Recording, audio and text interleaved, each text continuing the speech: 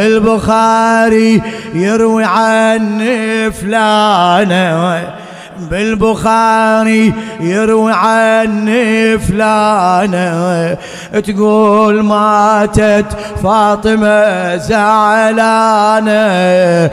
قبل ما تكيل الشتائم والتهم البخاري يروي عن أمك، نعم البخاري يروي عن أمك، نعم فاطمة زعلانة من أول صنم، وماتت الزهرة علي غضبانة. هذا مو تدليس أو محض افترى من صحاحك، هاي أنقل ما جرى. رفضت الزهراء من المعذرة، يعني معناها اش كثر حزنانه.